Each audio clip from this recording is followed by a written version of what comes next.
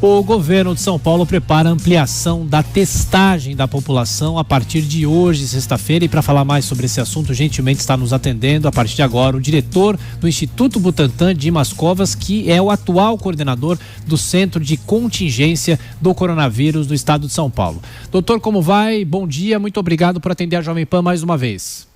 Bom dia, Thiago. Bom dia, Carmen. Doutor, a grande discussão, muito se fala sobre a questão da testagem aqui no Brasil, que se a testagem fosse mais bem feita, seria possível começar a afrouxar alguma coisa de isolamento. Eu pergunto de que forma será feita essa testagem, como que o governo de São Paulo vai tentar dar conta dessa grande demanda? Em primeiro lugar, existem dois tipos de testes, isso é importante. Tem um teste que identifica o vírus, que se aplica à fase aguda da doença, a fase em que o indivíduo tem sintomas, e o outro tipo, que é o que procura o anticorpo, aquele que indica que o indivíduo teve a infecção no passado. Então, são testes que se aplicam a essas situações de forma diferenciada. O primeiro, o PCR, o chamado RT-PCR, que identifica o vírus, ele é usado principalmente para os pacientes que estão internados, os pacientes graves, os profissionais de saúde, os profissionais que têm sintomas, e nesse momento nós estamos ampliando para um grupo de pessoas que têm sintomas leves, né? Então essa é uma primeira fase da ampliação. E a segunda é o início hoje da testagem com o exame de anticorpos, que muitas vezes é conhecido aí como teste rápido.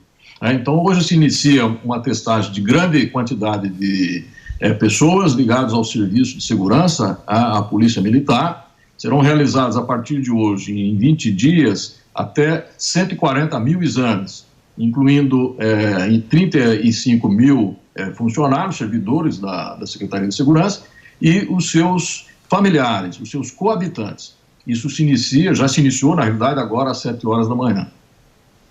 Doutor, mais cedo nós entrevistamos aqui o vice-governador de São Paulo, Rodrigo Garcia, e eu fiz a pergunta sobre a possibilidade de lockdown, não no estado de São Paulo como um todo, mas em algumas cidades aqui do estado, como a própria capital. E ele falou, claro, essa vai ser uma decisão médica, depende também da taxa de isolamento. E eu vi, o senhor já falou algumas vezes que o ideal seria pelo menos uma taxa de isolamento de 55%. E por que esse número é importante e qual é a real chance do lockdown? O que vai indicar a possibilidade ou não de um fechamento total, principalmente aqui da cidade de São Paulo? Olha, o tranca-rua, o lockdown, né? Eu acho que é mais fácil usar a palavra tranca-rua, que as pessoas conseguem entender, é uma situação extrema. Quer dizer, é uma situação que pode ser usada e deve ser usada sempre que o crescimento da epidemia, que se mede através do número de pacientes graves, do número de casos, suplantar a capacidade de atendimento do sistema de saúde, principalmente dos leitos de UTI.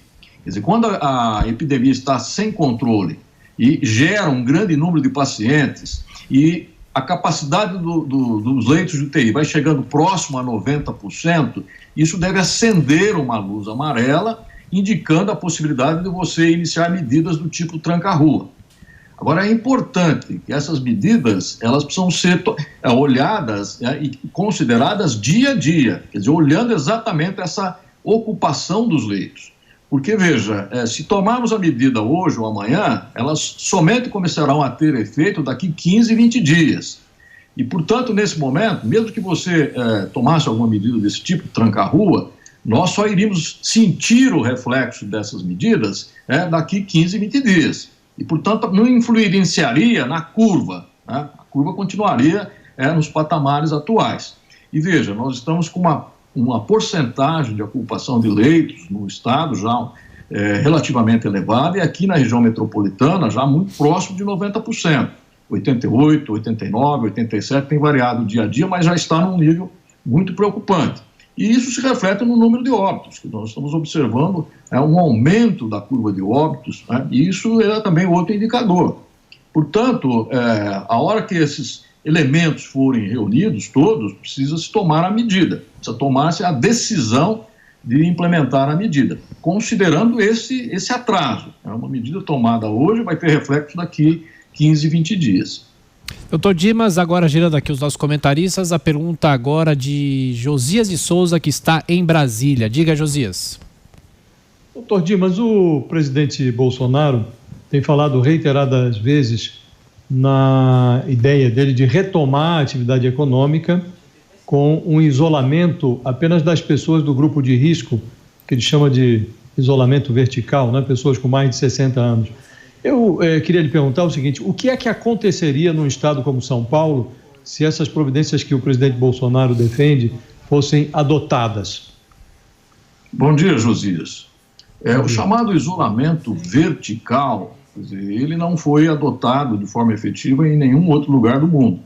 Os países que iniciaram, achando que essa medida poderia ser efetiva, na realidade todos voltaram atrás, né, e entraram no chamado isolamento social, com maior ou menor restrição.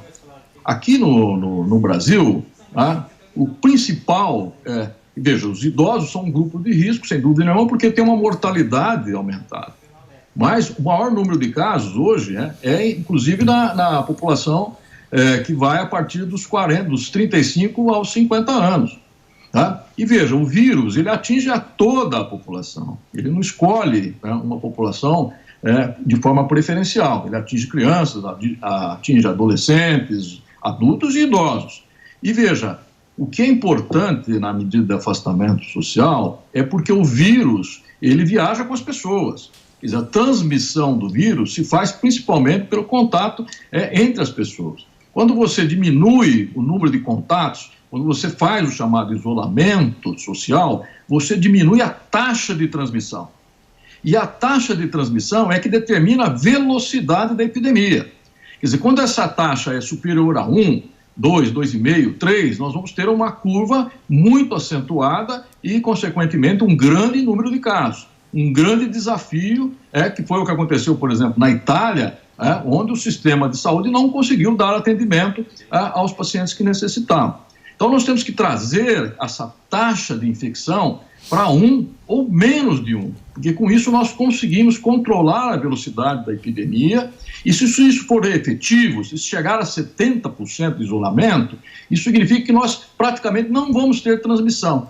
Então, seria a forma mais rápida de você abreviar a duração da epidemia, e isso permitiria, inclusive, a retomada das atividades econômicas. Essa é uma visão importante, quer dizer, se nós aumentarmos o isolamento social para mais de 70%, nós vamos ter um curto período de afastamento, ou seja, vamos encurtar o tamanho da epidemia. Caso contrário, se nós ficarmos nesses índices atuais de 45%, 46%, 47%, 48%, a epidemia vai se estender. Então, serão necessárias medidas de isolamento por mais tempo e, consequentemente, com maior prejuízo à atividade econômica.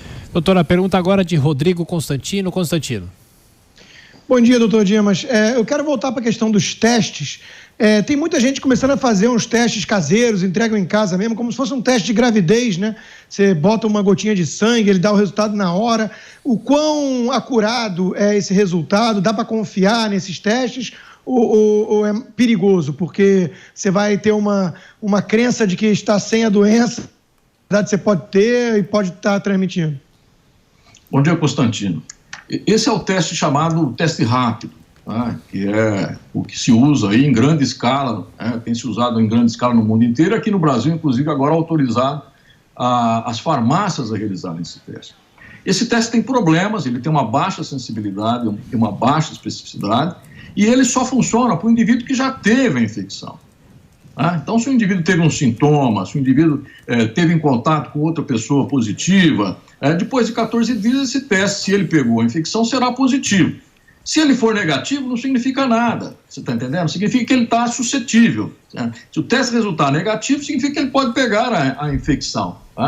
Então, é um teste que, do ponto de vista individual, o alcance dele é muito limitado.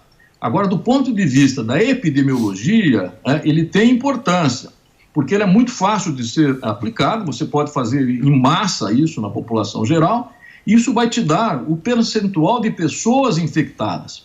E isso é um retrato da epidemia.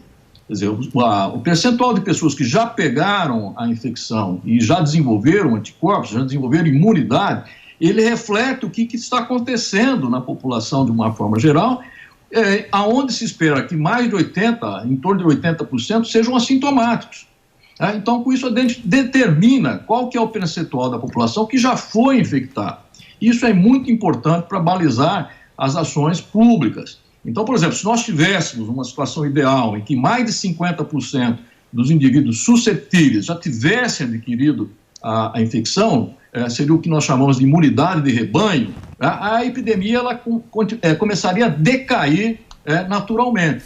Só que nós estamos muito longe ainda desse percentual, quer dizer, os inquéritos epidemiológicos realizados aqui no estado de São Paulo mostram que ainda não chegamos a 5% da população com infecção.